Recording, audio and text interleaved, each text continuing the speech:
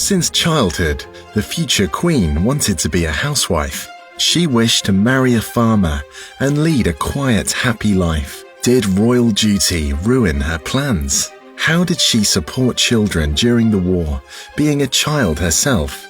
And was being a queen worth it after all? Finally, you'll find out the real answers to these questions. Queen Elizabeth led a truly extraordinary life. She was born way back in April 21st, 1926. Baby Princess Elizabeth was front-page news here and in America. She was known as Princess Betty. She became hugely popular right after her birth. This little girl really was a star in her own right. And in fact, her mother once said, "It frightens me that people love her so much."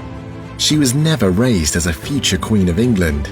Her childhood was quite simple. Her ambition was to marry a farmer and have lots of horses and have lots of dogs and really be an aristocratic housewife. That's what she wanted to be. But World War II changed everything. Little Lilibet and her sister Margaret were separated from their parents.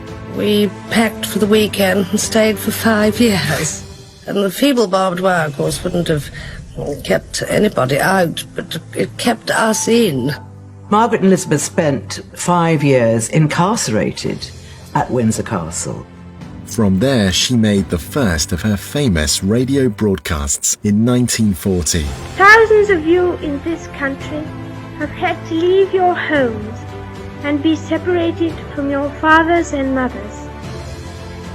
My sister Margaret Rose and I feel so much for you, as we know from experience what it means to be away from those we love most of all. She reassured the children of Britain who had been evacuated from their homes and families. But in the end, all will be well, for God will care for us and give us victory and peace. During this time, she first met a charming naval officer, Philip, who simply took her breath away. The love affair blossomed almost immediately. She was only 13 years old. He was 5 years her senior. Princess Elizabeth saw this 18-year-old, 6-foot-tall, incredibly handsome. He was nicknamed the Viking, and she fell desperately head over heels in love with him at first sight. I am so happy. My future husband is by my side. Their marriage became a ray of hope for the whole nation. This was a day of national rejoicing, a day indeed which had caught the imagination of men and women all over the world. The war ended, Lilibet found love, and all was seemingly perfect. Her dreams of a happy, quiet family life were coming true, but tragedy struck them again. Elizabeth's father, King Edward VI, died. The future of the whole nation was put on her tender shoulders. She had to forget everything she ever wanted to be and become the Queen.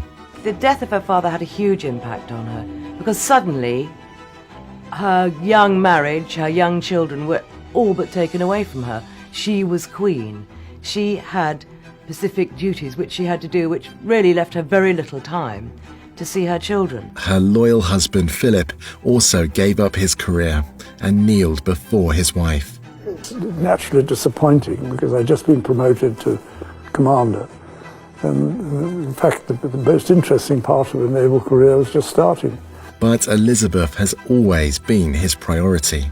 Being married to the Queen, it seemed to me that my first duty was to serve her in the best way I could. She took on a hard duty and became the most famous woman in the world. But was it what she wanted? She was a woman in a man's world, stepping into what everyone thought was only a man could do.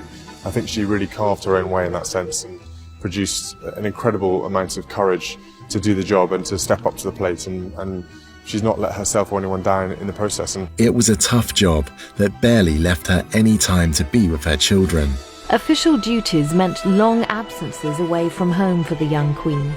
On one occasion, her son hardly recognized his mother. Elizabeth sacrificed a lot for her country, but she gained an endless love from her nation, as well as an amazing, supportive family.